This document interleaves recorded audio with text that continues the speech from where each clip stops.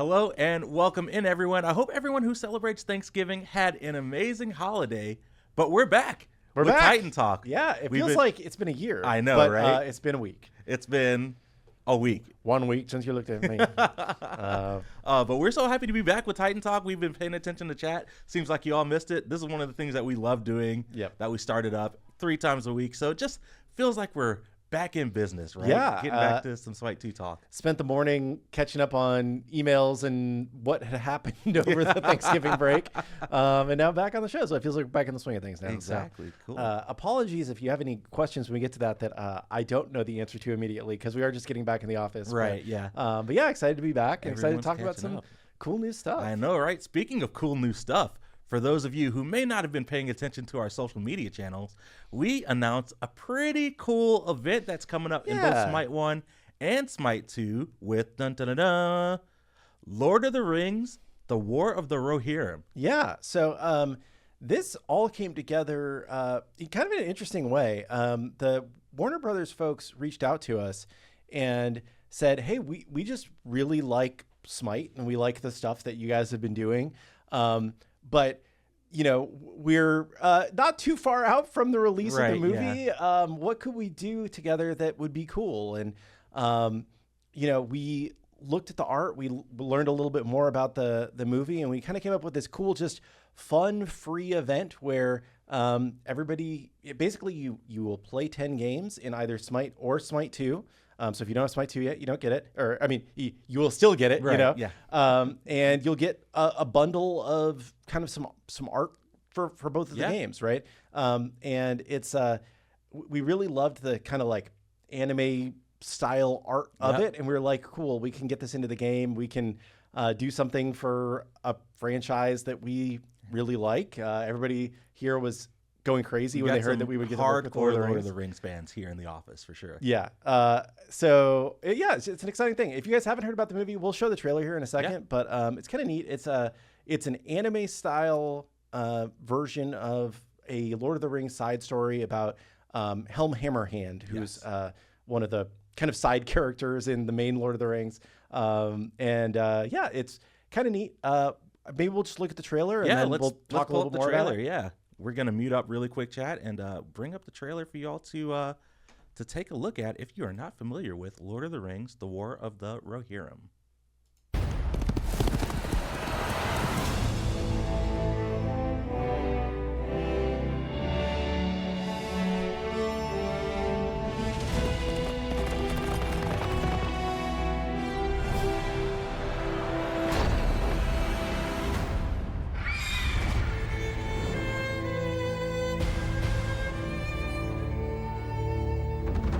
All Middle-earth knows the tale of the War of the Ring. But 200 years before that... Riders of the Mark! Brothers of Rohan! there was an older tale.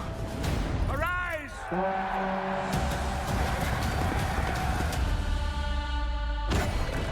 We come with an offer to strengthen Rohan.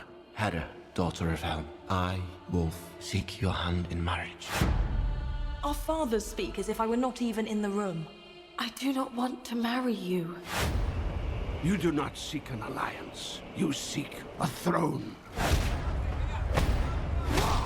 You will live to regret this, old man. He's dead. You will pay for this with your life. The boy I knew would never wish for war. The boy you knew is gone. Fire! There's so many of them. I pledged to fight for my king. You know nothing of war. I'm the fastest rider you have.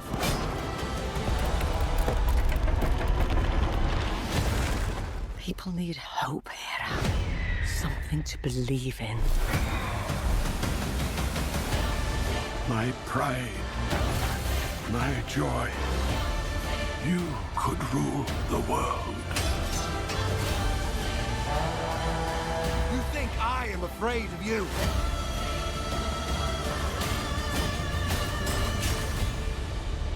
You should be.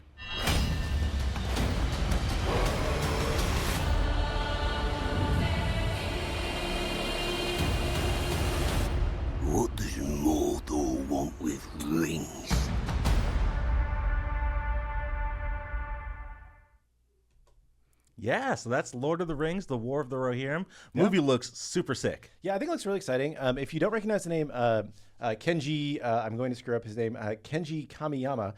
He is the guy who was the director of Lord of the Rings, or not Lord of the Rings, obviously Lord of the Rings, Yes. Of Ghost in the Shell Standalone Complex, and some other Ghost in the Shell stuff, and just kind of a very noted anime director. You know, some people from the Peter Jackson Lord of the Rings stuff are involved in this. It just seemed really cool, and they came to us with the opportunity to collaborate and do something fun in the game to, you know, collab with Lord of the Rings. We were like, cool, let's do it, right? Exactly. So as we said, it's an absolutely free event. We aren't calling it a full crossover because, you know, there's elephant in the room. There's no skins, you know. But this was kind of a late addition to the game where we just had this opportunity pop up and we hopped on it the best we could. And we didn't want to prioritize making skins at a time when we know that we need to be focusing on making the game better, right? So door is always open for other things in the future, but we just thought it was cool to do this event in the game. So there's a collection of cosmetics for both games I'm you'll gonna get. pull up the blog right now for chat to look at. So you can watch Lord of the Rings: The War of Rohirrim December 13th, starting in theaters. But you can start earning cosmetics in SMITE and SMITE 2 starting on December 10th. So all you have to do is just play 10 games in either game. You can't mix and match. You can't play 5 in SMITE 1, 5 in SMITE 2. But if you play 10 games in either SMITE 1 or SMITE 2, you unlock a cosmetic bundle for both games. So in SMITE 1, you're going to get a Lord of the Rings loading screen, a Helm Hammerhand avatar, a Daughter of Rohan global emote, and a wolf jump stamp. In SMITE 2, you'll get the Lord of the Rings card effects, the Helm Hammerhand badge, a Daughter of Rohan badge, and a Daughter of Rohan global emote. Yep. So just some cool, free, fun stuff for playing the game. And we thought that was a neat thing to do for everybody. Yeah. And then, spoiler alert, there will also be a title that you'll be able to get. But the Lord of the Rings guys are going to give away access to that title. Exactly. So I believe there's going to be some code or something that they tweet out and we'll promote. So just keep an eye out for that. Definitely. Yeah, I think it's a fun, free event that should be cool. And I'm excited to see the movie. It's also, it's going to be in IMAX too. So awesome. I'm going to see it in the IMAX theater here in Alpharetta. Nice, cool. Well, let's get into some patch notes that happened over the last week. We took an extended break from Titan Talk, but we did have a couple patches roll out last week that we wanted to cover just to keep everybody in the know because there was some balance in one of those patches. So this went out on November 27th. We had some bug fixed an issue with movement speed effects over time not applying across all movement speed debuff abilities. We fixed chat box for VGS having inconsistent scrolling. And I believe that was part of some of the work that we're doing to get text chat in game, that part of it accidentally went live early. So things that, you know, we're moving fast here. Every once in a while, a little bit of code might leak. Right, yeah. Zoom in for chat here. We fixed the Berserker setting, vote control binds being incorrect in game. And we fixed auto build setting not applying correctly in the select lobby. For Cupid, we fixed Cupid basic attacks being too quiet, and we fixed Cupid's hearts sometimes getting stuck in walls, which is a big deal.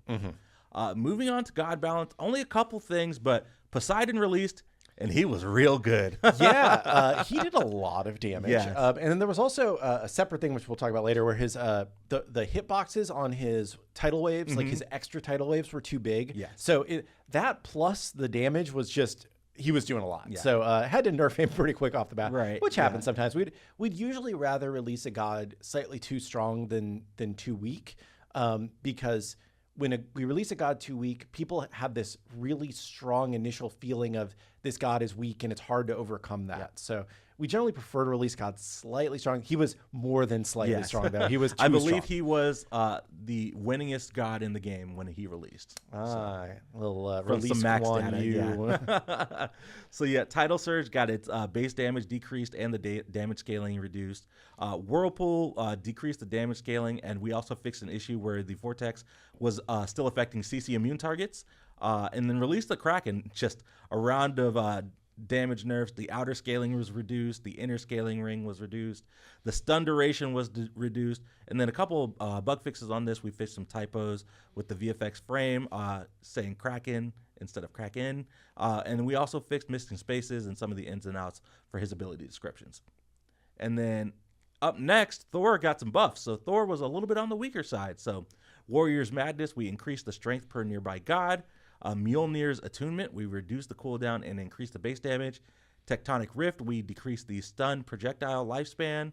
And then Anvil of Dawn, we increased the base damage. So Thor getting some buffs, Poseidon getting some nerfs in the patch that released last week. Yeah, and this was just kind of a quick response balance patch to the update because we had Thanksgiving coming, and we didn't want to drastically change things before most of the office was going to be out for 4 days, right?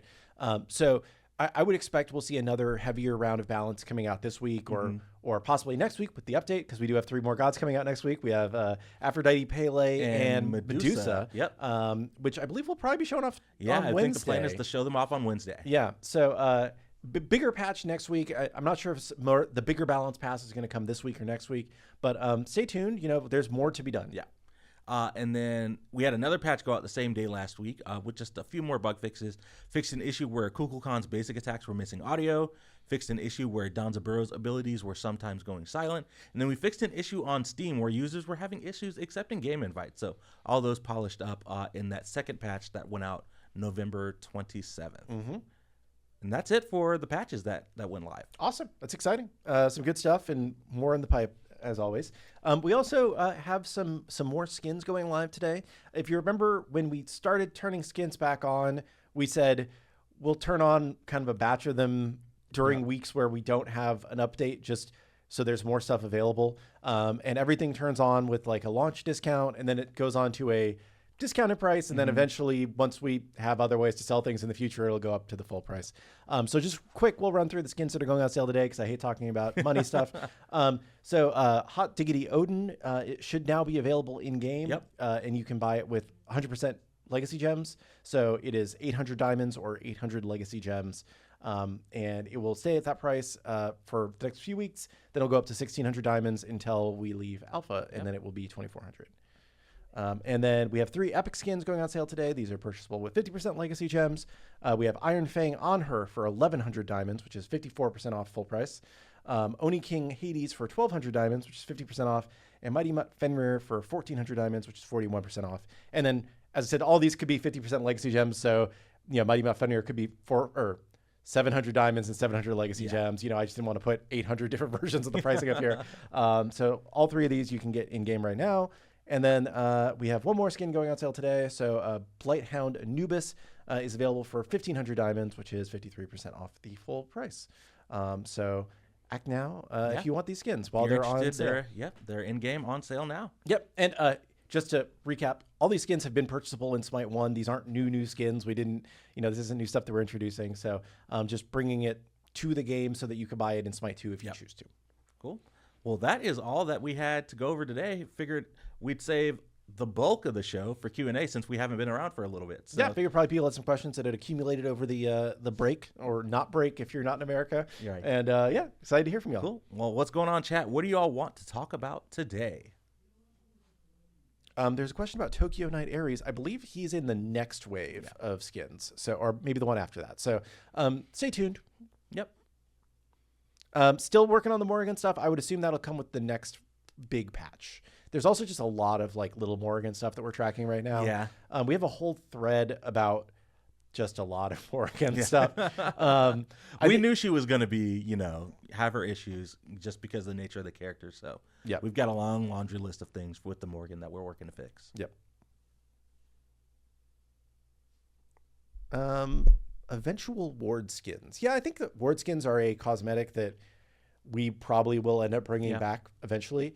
I think it's just not a big priority right now. Historically, ward skins were not a very popular cosmetic to purchase in Smite 1. I always really liked them, but I also play a lot of support, so I place a lot of wards usually.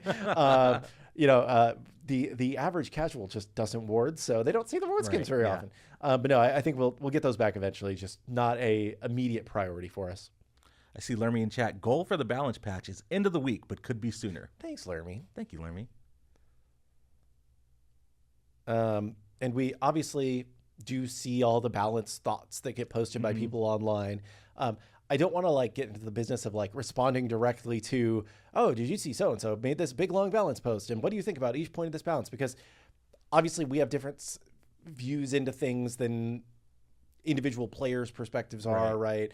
But we're aware of all that, and we definitely consider players' feelings when we go into balance things. So we are aware. Lermy sees it all. Yes, Lermy sees it all. Indeed.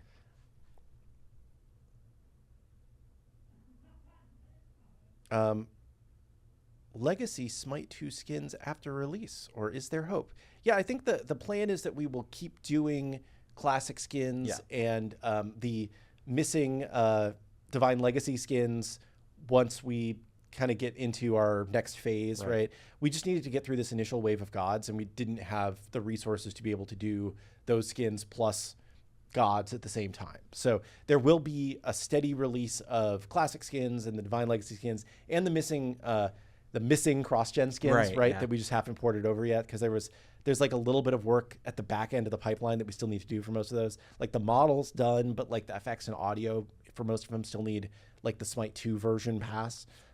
So those will all be coming, soon once we get through this initial push.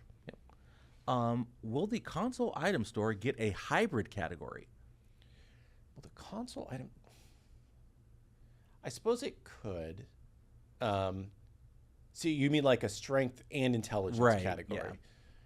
So I think the one hard part for that is just we are restricted in the number of categories that can go in each page, right? Because there's a visual or a vertical limit for the number of rows. So it would have to replace another row or bump a row to another tab.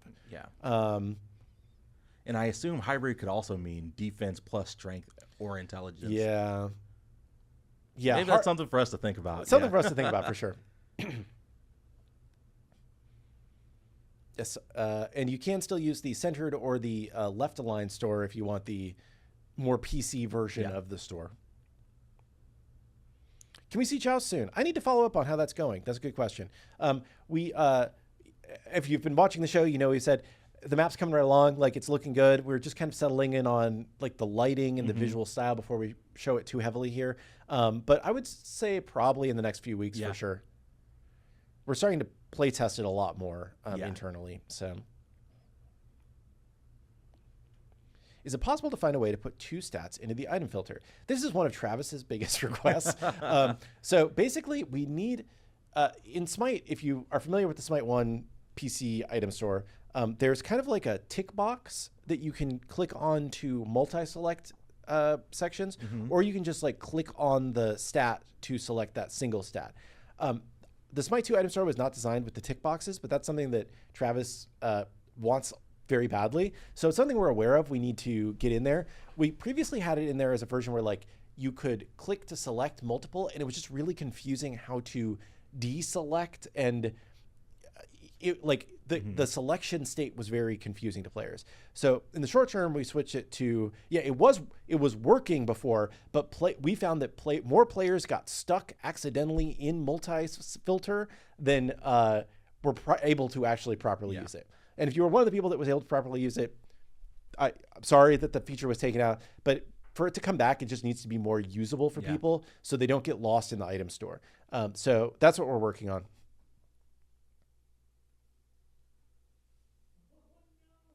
Can you take off the ability to see the enemy team roles? It takes away from figuring out which enemy god is going which role and counter building accordingly. I don't think we currently intend to do that. I think most MOBAs generally give you an idea of who you're going to be playing against. Not all, but there's certain tells, right? And there's always also the opportunity that somebody, or the chance that somebody has switched roles but not actually switched roles, right? And it won't be accurate, right? So you don't know if you can 100% trust it. I think it probably helps players more than it's worth the little added strategy of guessing who you're going up against. So yeah, I probably not on that one, I would say.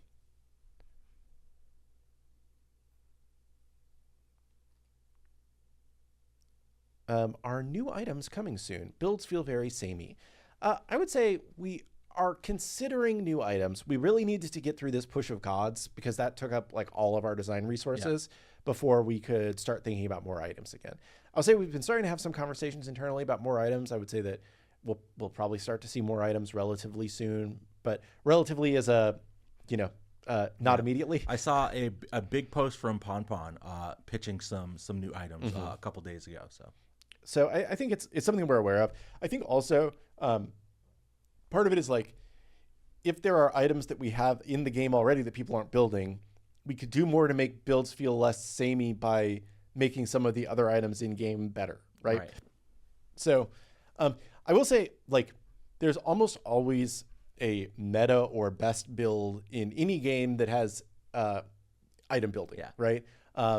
And some people say that all of this like building or, you know, like Paladin's card system and all that stuff was kind of like an illusion of choice because there is a best way to do it. But I think that that view and even the idea of like builds feel very samey right now is more tied to, at the top 1%, those players, it makes a difference to build a certain way, right? In like the esports competitive environment.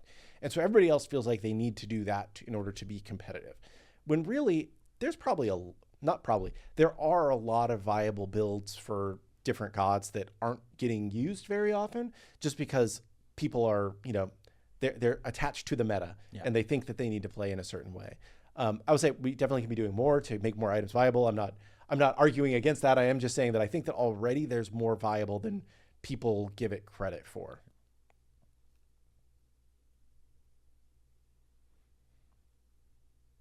What do Fine OK and Intersect mean when they say that we're cooking for early next year? Stay tuned. Yes. No, we like. I am very excited about the January patch. There's a lot of exciting stuff coming. We've talked about there's a bunch of gods. We've talked about there's going to be Assault and Joust, but there's also a lot of other stuff we haven't talked about yet because we're still working on it. And like a large part of being in this role that we have, right, is like trying to somewhat set expectations properly. And if there's something that we're working on that we don't know for sure it's going to ship, or it may evolve into something else completely, if we're like, hey guys, we're really excited about this new system, and then everybody's like, that sounds great, and then through playtesting we're like, this system sucks and we can't ship it, then everybody's like, but they said they were doing this thing and now I'm disappointed that it's not here. So we try and look far enough out to where we're pretty confident in what we're going to do. We try and let you guys in as soon as we possibly can. But for some of the stuff that's currently targeted for January, we've been more meeting with like smaller groups of some of our ambassadors and, you know, pro players, influencers, just getting their feelings about like, is this good? Is this the right direction for the game? And generally people have been more positive about it than I thought they would be. But it's been, we have a lot of irons in the fire, if you'll let me use that phrase. And I'm hoping they all turn into cool things that we get to ship in January. Some of them may be later. Some of them may never see the light of day. Is there more work being done to add animations to active items? Screeching Gargoyle is fun, but I've seen people be confused to why they're silenced. Yeah, so almost every active item right now is using temp effects and sound effects that were made by like Pon, right? And love Pon. Pon's not an FX person, right?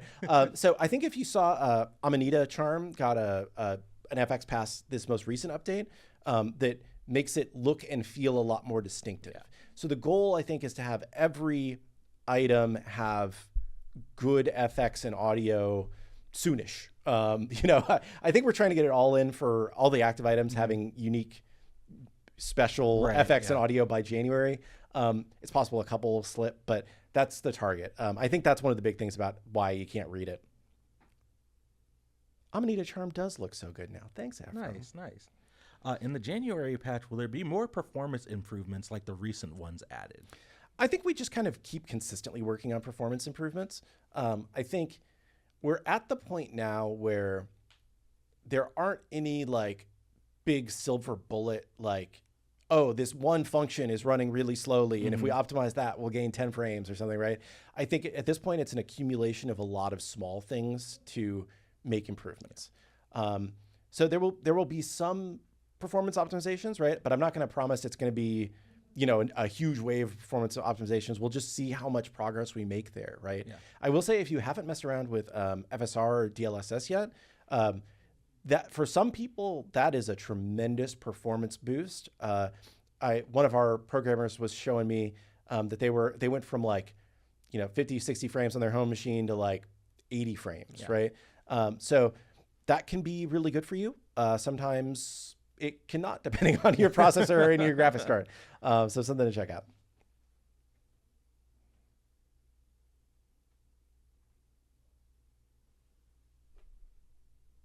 I do see there's one specific thing saying that Anubis 3 is still causing frame drops, right? If there are specific like abilities on specific skins, because usually it does tend to be skin specific, that you see are causing performance drops, please let us know. We will check it out and we will we'll address it. Yep.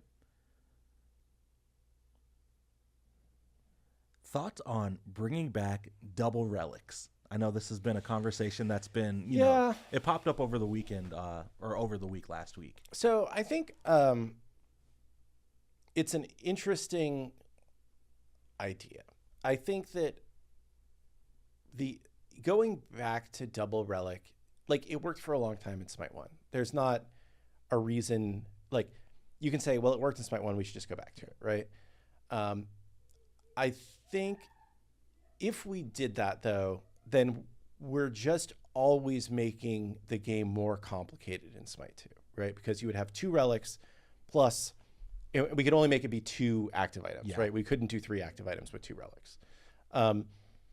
And one of the things that we like about the current system is that to some extent you can opt into your level of complexity, right?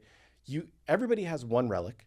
And if you remember when we started designing Smite 2, that 1 relic for everybody was beads, because we're like, beads is super important, guys, and everybody's going to want beads. And everybody's like, oh no, we need all these other relics. And they're like, man, maybe we just need beads. It's like, it's why we initially just had beads as the relic, but everybody wants to be able to pick other things, so we put the other things in there. But we like it where you start with 1 relic, and then the level of complexity increases over the course of the game to your choice, right? If you're the kind of character or kind of player who wants more buttons and to be able to do more things, you can buy more active items. If you are a new player who just wants to, you know, I play Neath and I just want to sit back and pew arrows and I just want stat items, you can just build stat items, right? And that's one of the things that's good about the new system. So I think that generally we still really like 1 relic. I think that the things that we need to consider are, do we need, like, are our active items solving for all of the problems in the game that could be presented to you, right? And I do think also there needs to be a level of, like, it's okay if not every character has an answer to every challenge that is posed to them by another character, right?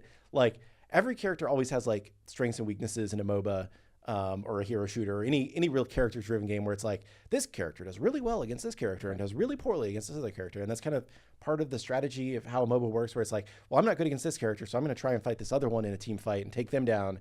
And then hopefully my teammates will get this other, you know, like, that's kind of part of how the game works. So I know there's also people are saying, well, there's too much CC right now in the game. And, you know, maybe that's part of the problem. Maybe we need to tone down CC a little bit. There's some of the things that we're looking at on our side.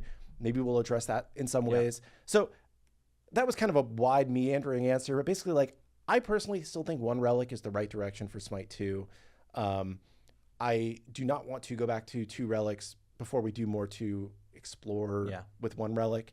But I could see a world where maybe at some point we say, you know what, we do need 2 relics, right? Like, one of the big things that people are saying, like, and I'm not saying that we should do this, it's just, you know, random bullshitting live on, but like, people are like, oh, we really need both beads and Aegis, right? It's like, well, if we made a relic that was beads and Aegis, and it was just 1 relic, would that work? It's different. You know, I don't know. Obviously they do different things, but I'm being silly.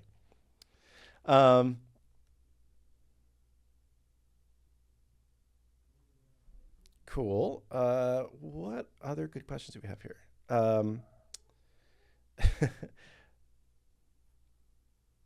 Yeah, lots of relic and active item discourse here. If you missed the talk about the Lord of the Rings event, we talked about it a little bit earlier. The new movie coming out, War of the Rohirrim. There's going to be play 10 games in Smite or Smite 2. You get a bundle of cool cosmetics with art from the film in both games. Yeah. So pretty excited about it. Go back and watch the VOD if you want some more details there. Yeah. Are you aware that console still can't see upcoming gods? Yes, we are aware of that and working on a fix. Yep. Is there info about the recent damage screen or the death recap screen? Yes, I actually just got tagged this morning in our task tracking thing saying that it is the death recap screen is on track to be done. I don't know if it's in the next update or maybe the one after that, but it is moving right along. So yes, we are actively working on that.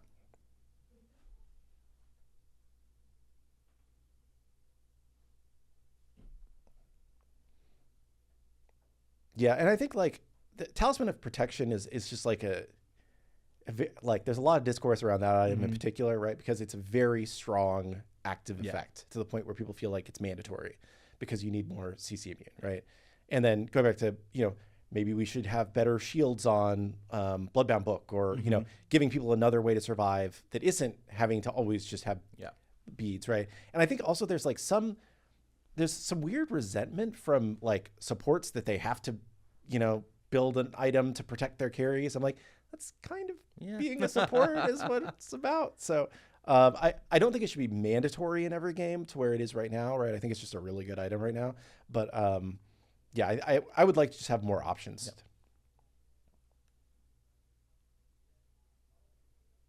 Can we see more stats we have, such as cooldown rate in the bottom right corner, or let us select the stats in the settings? We could think about that. Yeah, I don't know how much more work it would be to add it. Yeah. I think we just took the stats that were in Smite 1 and put them there. But I guess the question is like, what other stats do you think we need there? Is it just cooldown rate? Is it something else? CDR and pen. Okay, interesting. We can take a look at it. Yep.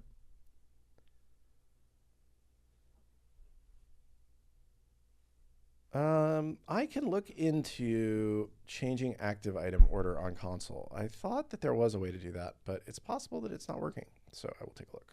Take a picture of that, like a boomer.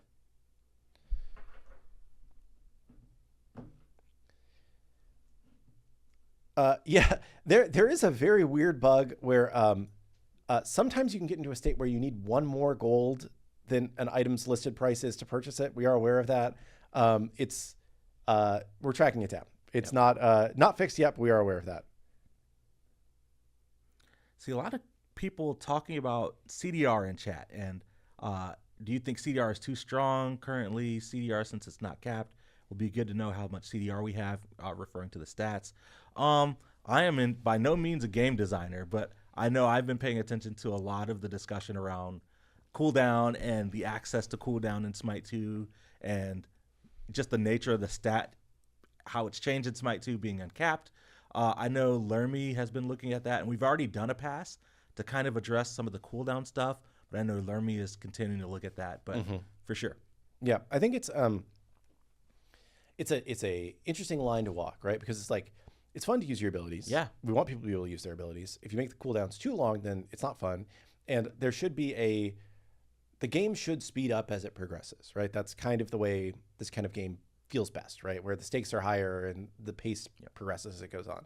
But if it's too low, then it's not meaningful about when you're choosing to use your thing, right?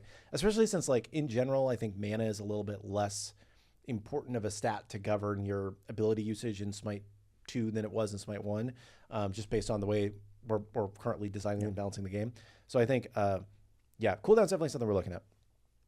I see Lermy giving the salute in chat. So. Yes.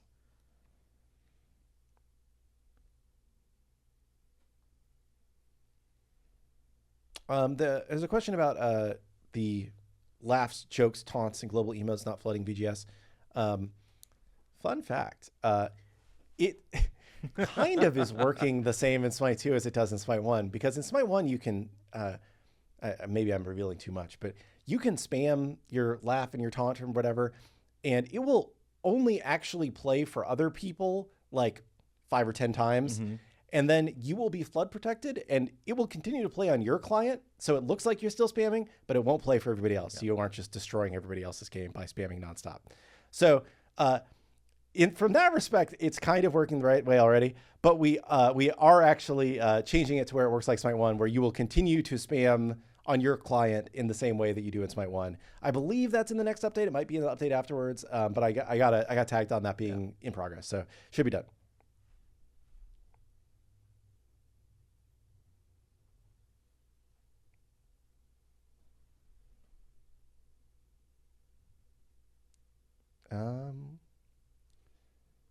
Is Atlas a god that would be difficult to port?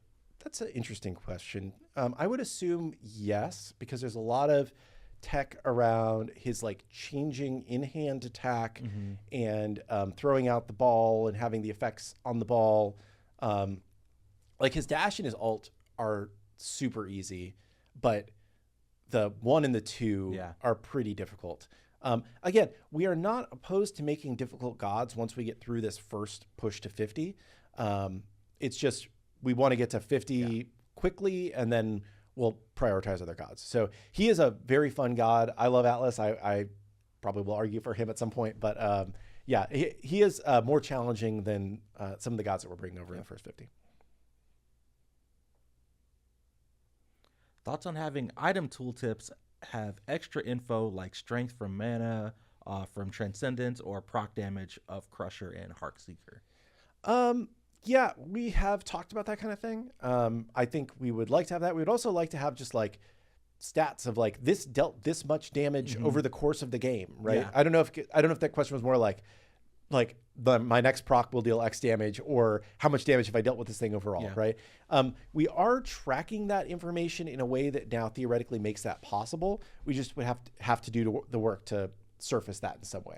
So it's something that we're thinking about. Will we have requirements for rank to be played? Yes, there will be some requirements for rank to be played once we become a free-to-play game. The thought is right now it's relatively challenging to get access to an account. You have to either get a key or you got to buy a founder's pack.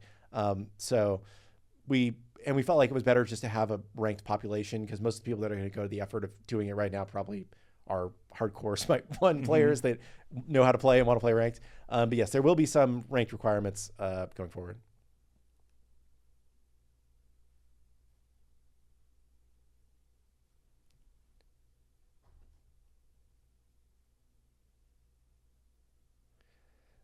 There's a question about Kepri's grab not always working. That is something that we're aware of. I'm not 100% sure of the actual reason why, if it's a server thing or a god thing, but we're aware of that. We're looking into it. It is a known rare issue. Have we considered returning normal blink as an active item apart from the combat one? It feels bad for a support like Ares to go shell or sunder and then be unavailable to engage. That's interesting. We can definitely look at it. Yeah. But then like, dude, what if you do the double blink build? That'd be cool. That seems OP. Maybe it's OP. I don't know. I mean, we've got things like Cersei's Hexstone. Boar. Boar. Yeah. What do I think? Yeah, I was like, that's the same thing. Yeah, buy Boar. Yeah.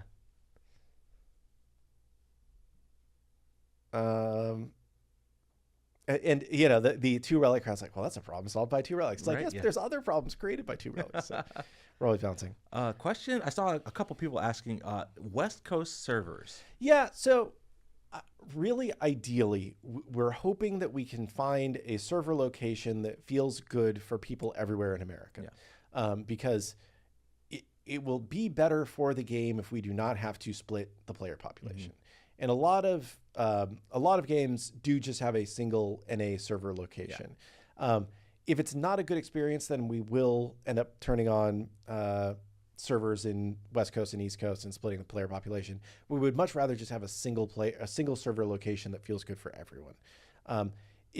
Right now we're running servers in multiple American locations, so you could get a server. I'm not going to say exactly where they are, but I think there's like 4 different server sites that we're running right now. And depending on which server region you have, sometimes you may have a better ping, sometimes you have a lower ping, but that's because it's the physical distance of how far you are from the server, right? So we're running these tests now to try and figure out where should the servers be located when we get a little bit bigger. I will say, like in Smite 1, we did not have West Coast servers for years and years and years. Right. We did introduce them, I don't even know, maybe 4 or 5 years ago. And I think it was some good, some bad. You know, it kind of had the effect that we were expecting in that the West Coast server was much smaller than the East Coast server. Just geographically, there's a lot more people on the East Coast of the United States, right? And so you generally got like better games if you were playing on the East Coast server, but you had better ping if you were playing on the West Coast server. Ideally, we can optimize for both with a more central location, like some of the stuff we've been experimenting with.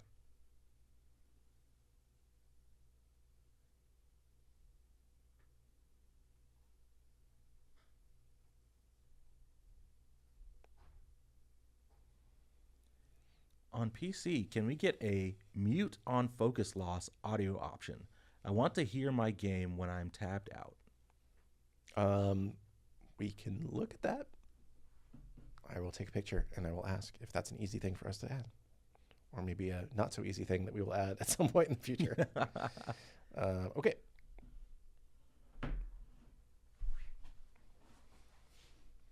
Oh, maybe you could answer this one. What are the general qualifications you look for when going about the SMITE partner process when vetting? Is there bias for longevity in SMITE? Influencer size? Is there type of content that will spoil the chances of partnership? Third-party apps, devs, excessive profanity, etc. So I think there are a few things we look for. I don't remember off the top of my head, but it's on, if you go to nexus.gg/smite, which is the application page, it's listed. But I believe our minimum metrics are 30 average concurrent viewers on Twitch, or gosh, I can't remember the amount of video views, so I'm not going to say it, but it should be there on the Nexus site. And then we look for, are you meeting those metrics at the base level? Mm-hmm. We also look for consistency of content. Are you making Smite-related content on a consistent basis, not just a video every month or so, something like that. And then, of course, behavior, making sure that, you're following Smite terms of service in your content. Profanity is okay, but like anything that's like demeans a group of people, other sites of stuff. Yeah, don't be an idiot. Yes, exactly. Yeah, yeah, and there's really no bias in terms of longevity. As long as you hit those baseline metrics, you're not an idiot. You're making Smite content on a consistent basis. You can definitely be considered. Yep. Nexus.gg/smite is the application page where I believe it has those metrics as well as some other things as well. Can we add the Lore Lady voice line for when it is your turn to pick in ranked? We actually just recorded a bunch of lines with Lore Lady. Nice. In addition to, I forget what else we were recording with her for. There was something else that we needed to record with her for. Oh, we recorded new voice lines for the tutorial. I don't know if they've been hooked up yet, but the tutorials were just using the voice lines from Smite 1, which did not 100% line up with what the action was, but we just stubbed in the audio from Smite 1 in the playable tutorials. So we re-recorded that with Lore Lady. And so that will get updated at some point in the future. And while we had her, we also recorded the kind of lobby pick bands, and also just like the names of the modes, like to where like, so theoretically when the queue pops, you could have her say Conquest or whatever. That's right? cool. I don't know when we're going to get that hooked up. That was just kind of we had her in the studio, so we had her record those lines while she was in. But we would love to have that done. Yeah. I think some people are like, I would love to have her over the default announcer. I think the default announcer serves a purpose. I like her style a lot, but I think that it's a little bit more ethereal than we like to have the default announcer. So I want to make sure that we have that as an option for people going forward. Like we'd love to bring over her announcer pack and whatnot, but we just don't have support for announcer packs yet in Smite 2. Default guy is iconic. Yeah. See, and iconic is such a challenging word. We use it a lot on the show and people get mad at us when we say it, but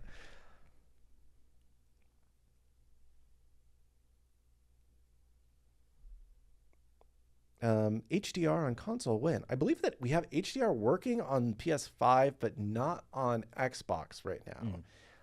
And I know that we were looking into that. I don't know what the status of it is, but I believe that's the current state of that. More lore on Smite 2. Why are the gods fighting? The gods are fighting for worshippers. Yes. That is the core lore of Smite 2, is that by showing out, like, you earn more worshipers, which makes you stronger as a god, right? So they're fighting for power. And then there's also, like, generally we run little storylines in the background about like what the current war is about and what sides people are on and whatnot. Smite Arcane when? We would love to do a show. We've had a lot of conversations over the years about a show. There's been a lot of really cool concept art made for shows, but and some animatics and stuff. I think we showed that one anime thing forever ago, right? There was from like season 1 of Smite, there was a pitch for an anime show that we had an anime trailer made for. But yeah, there's been a lot of conversations about Smite shows over the years. I think that it would be really cool. We've had some really cool pitches with some really notable people attached to them at various points in time, but it is very difficult to get something produced in Hollywood, especially when it's just expensive. I think if you look at a show like Arcane, Riot put a lot of money into that, more than our studio has probably ever made. So, it's just a different world that we live in than them. We're very proud of what we are and what we do, and we'd love to have our own show, and we're continuing to work towards that, but not an immediate thing probably. Can we launch the game after the last pick in ranked instead of waiting for the end of the time count? I believe we just have that time buffer to allow for trading and stuff right now.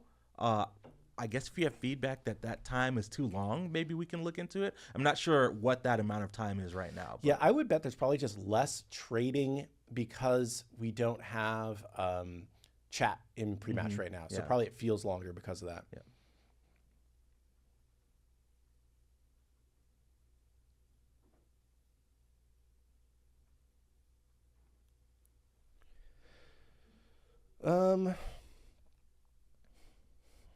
Let's see. Is thoughts on a system like Overwatch from CSGO or an AFK deserter only queue for a couple games? I think we are looking more at ways to correctively punish people in the future. I think in Smite 1 we just didn't have a lot of tools, period. It was like you're suspended for a period of time and that's it, right?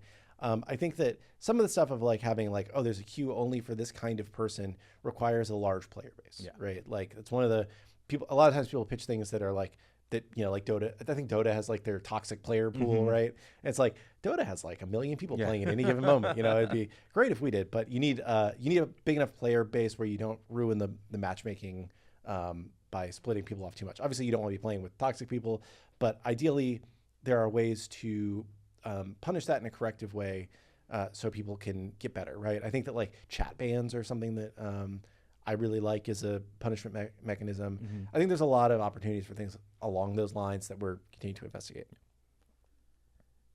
Is the popular items tab coming back? Do we? I think we have a recommended tab now, don't we? I thought in the most recent build we put it in and it was kind of the same thing. I can't remember off the top of my head. Yeah, I thought that we had something kind of like that with the recommended tab, which was basically the popular tab, just with a slightly different format. But let us know. Yep. It does not have the machine learning version of items, I guess. Right, so yeah. That could be part of it. There is a recommended tab. Yeah. Thanks, chat. Sometimes I'm never sure if like, is this in dev or is this in live? Have we shipped this yet?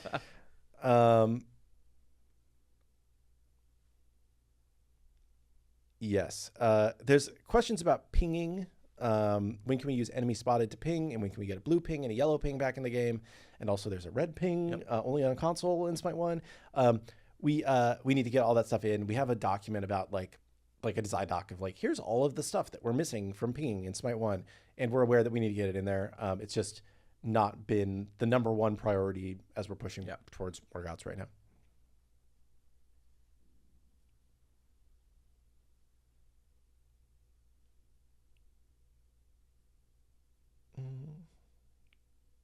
Ooh, I tapped on the wrong thing, and now my did you lose chat? Oh no, it's back. It's back.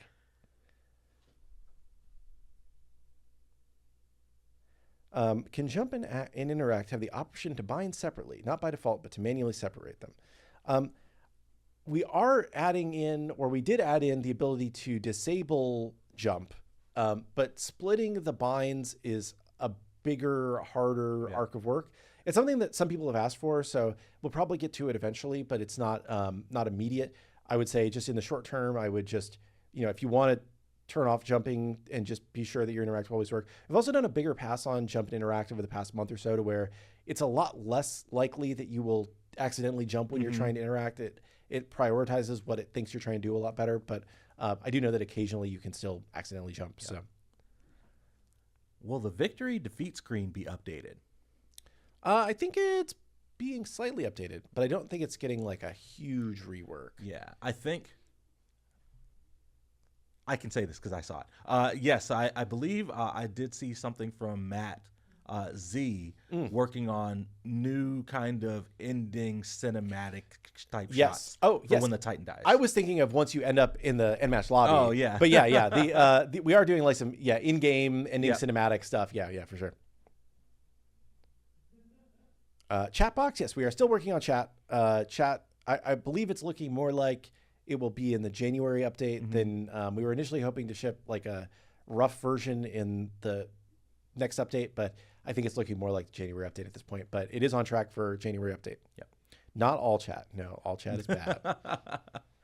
All chat is still post-match lobby, same way Smite 1 is, but not in-game.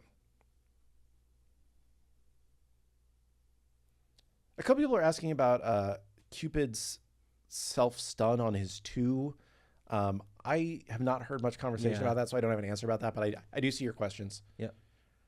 Poke Lermy after the show and see if she has any insight. Lermy says, that's a bug, I fix it. Yeah. Thanks, Lermy. Oh, that's an interesting penalty idea. Giving a role priority penalty based on your reporting. But then do they just troll more because they were playing their...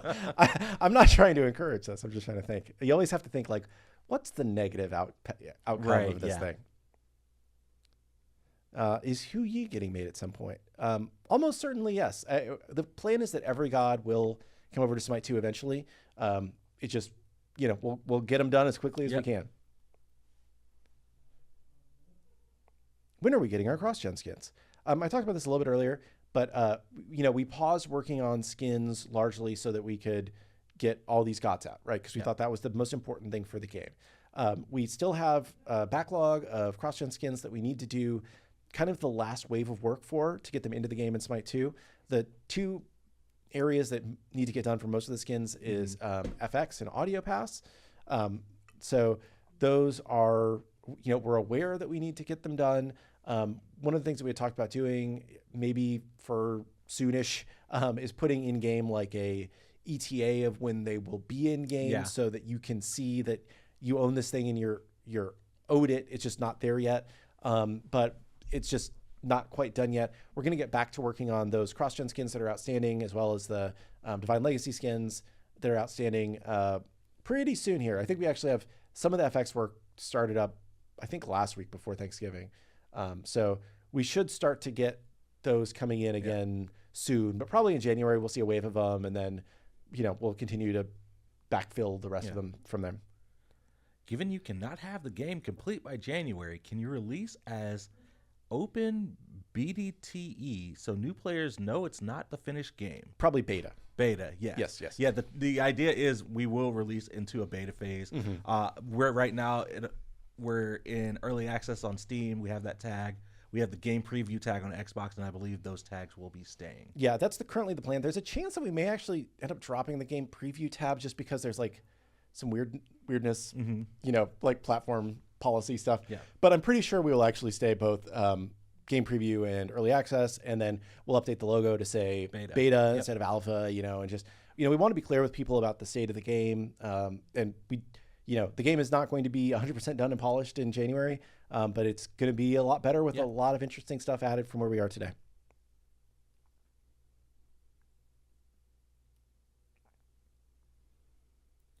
For PS5, the centered store, when switching between tabs like mid, carry, jungle, etc., every time you switch it lags or freezes badly. Can we have a fix soon? Can definitely pass that along to the team. Yeah, I'll take a look at that. Try that out. Yeah. It's possible that something broke. Has it always been that way, or is this a new thing? Because that helps us track it down.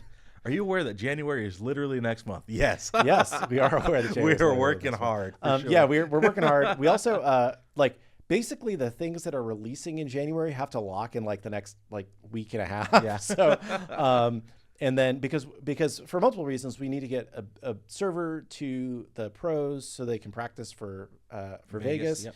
And we also want to spend a little bit longer like pre-release bug fixing for this update than we have for some of our other releases. And also we just have the holidays, right? Yeah. So pretty much nobody's gonna be here the week of Christmas. I assume that we will probably not do any shows the week of Christmas. Yeah. We'll see. I don't exactly know what day of the week it is, so maybe it's I believe Christmas is a Wednesday this Christmas year. is a Wednesday. Yeah, probably not. Maybe we'll do a Monday show or something. I don't know if you're around, but I would assume people will be out from Christmas until New Year's at least.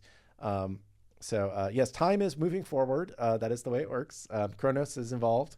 But yes, no, we're excited. I think the team is feeling pretty good about how things are going. You know, as we had said previously, like, you know, I think that, you know, we kind of have those like wave 1 January gods and then wave 2 January gods, right? So I would not expect that we will have, you know, 50 gods in the first update in January, but, you know, we will get pretty darn close and then we'll keep shipping them really quickly after that. I thought Sunfire Bow was working on emoji. Sunbeam Bow. I'm pretty sure. I know it was working because I definitely saw some silly YouTube videos. Yeah. Yamoja and Thanatos, I believe, should utilize Sunbeam Bow. But we can look into that. Someone in chat says it is working right now. Is it possible to have a cinematic intro to every match like in Rogue Company? That detail looked very cool. I'm actually randomly wearing a Rogue Company shirt today because it looked warm and it's cold here in Atlanta. Probably not as cold as it is in most of the country, but cold in Atlanta today. And I had a lot of discussions with people about that because I feel like those cinematic intros feel really cool the first 10 times you see them. And then it's like, oh my God, I have to wait a minute for this game to start because it's playing this damn cinematic intro, right? So I think that like right now we're focusing most of our effort on like things that feel good for the long haul, right? It's more like, you know, Smite is a 10,000 hour game or whatever the buzzword is right now where people are saying, you know, and things that you get bored of quickly are not worth spending the time on for a game that you're going to be playing for a very long time if we're doing our job right and it feels good, right? So we can definitely do, you know, we can always go back and add more intros and do the flashy stuff later if we want to, but like that's the what is it, the cherry on top, right? That's not the reason why people are going to play the game.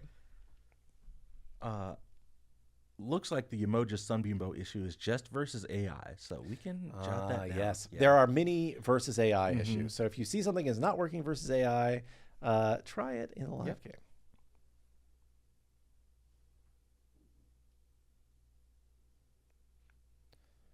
120 frames on PS5 possible? Anything is possible, right? It's a question of like, how much do you want to turn down the graphics quality to be able to achieve 120 frames, right?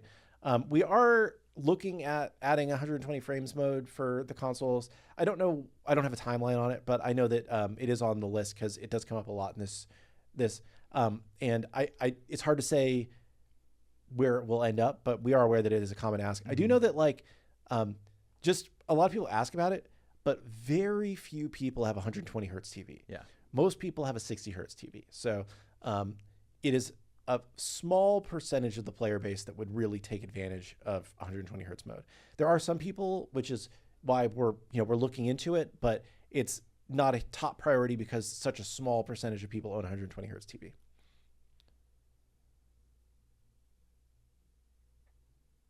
Can we make it so we can see cooldowns on abilities instead of having to extend? Excuse me. It is very annoying on console having to go through everything. Cooldowns should just be in the top right corner, right? When you pull up the stats, I thought cooldowns were in the top right. Do you want to see like how the cooldown goes down as you level up the ability? Oh yeah, maybe. Because that if you open the K screen, which is D-pad up on console, I believe it shows mana cost and cooldown in the top right corner of each square for an ability. Yeah. And then as it goes down, like cooldown can go down as you level up an ability, and to see that you have to see the like what it changes on a per level basis. You don't see all of the levels at once, which was a decision we made to make it a little bit more approachable.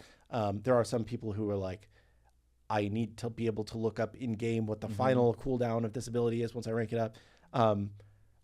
I understand that, and we've heard that feedback, and we've talked about it a little bit internally. But I believe base cooldown should be showing in the top right corner alongside the mana. Yep. The ability screen doesn't show cooldown after CDR. Oh, they want the cooldown to update when you buy CDR. Oh, that's good feedback. That's interesting. Did Smite 1 do that? I'm pretty sure in Smite 1 it does show your post CDR cooldown. I understand the issue now. Thank you for clarifying that. I'm sorry I was seeming like an idiot there. That makes total sense. We can look into that. I'm going to write that down here. Good feedback, chat. That is good feedback. Thanks, chat. Appreciate that.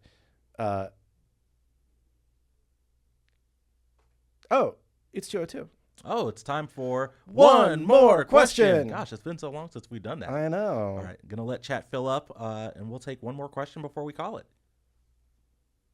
Okay, cool. As we're waiting for questions, what happened to Smite gaming chairs? I know, right? We're sitting in them. Yeah. No, we had partnered with Maxomic to make the chairs. I believe that they kind of slightly exited the American market. I think that they it's a German company, and I think they focused more on their European operations. So we didn't leave on bad terms or anything. I think they just stopped focusing on America.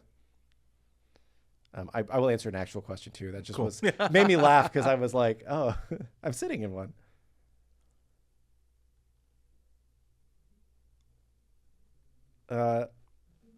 There's a question about god death animations.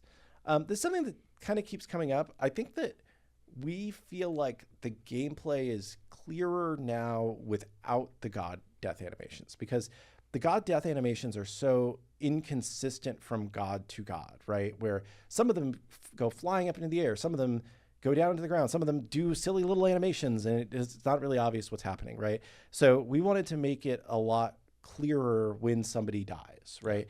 And to people that have played a ton of Smite and are familiar with all the death animations, maybe to you, just because you're used to it, it feels like that was clear. But our hope is that this is clearer and will continue to become clearer as we continue to progress. There are things like we want to do more to where like the way that the health or the nameplate disappears. We want to add a little bit more to that to where it feels like you killed somebody and you get that notification there too. There's a lot of little polished stuff that we want to do over the time, but I think generally we feel like this is a better direction for making sure the play space stays clean in the course of a fight when you kill somebody. Yeah. Cool. And my last question is, any thoughts on a future grade system or play of the game for Smite 2? So a grade system, I would say, is probably more feasible than a play of the game. Play of the game is it's a surprisingly difficult tech to get right. We grading is fine. I think that generally speaking though, everybody's grade has to be inflated by default so that they feel like they're a good player. It sounds dumb, but people want to see that they did well at the game, even if they didn't do well at the game, right? So even if you look at games that give you grades now, you're never going to get lower than a C+, even if you have a bad game, basically. And usually you're going to get an A, and you're going to get an S++ if you did really, really well. But it's kind of grade inflation on a gamer level. I think that's kind of doable, for future us. I think that so play the game requires, it's very difficult to start a replay in the middle of a gameplay moment and have it 100% work properly, because things that started firing before the replay started don't always show right. So it's very frequent that you get weird audio glitches or graphical glitches or whatnot in play of the games. And the way that some games do it is they actually run 2 simultaneous servers, and they use one just for the play of the game, which is hugely compute intensive and not something that we can do. So I would say it's theoretically feasible, but it's a bigger technical challenge than getting the grades in. And also the other thing is how do you pick the play of the game? Yeah. Right. If somebody gets a pentakill, sure. Right. But it's sometimes in Smite, the thing that turned the game is the support froze two people at once, and then that set up the winning team fight, right? Yeah. And it's like, how do I calculate that as a computer to know that that is the thing that turned the game? So I think it's like getting the right like play of the game selector is also like technically challenging. Anyway, I know we are at our one more question, and I will keep talking about this forever. So we should wrap it up. I do think there's one other thing that was going to pull up really quick. Yeah, cool. Before we end the show, we saw something really cool that we wanted to talk about. So I'm going to pull up the Steam page really quick. And you all may notice that the recent reviews have bumped up to mostly positive for SMITE 2. Yeah, it's exciting. You know, I mean, obviously we want to be overwhelmingly positive, right? You know, but I think that from I think everybody acknowledges that, you know, it was kind of a rough start, right? It was an early alpha that people recognized as an early alpha.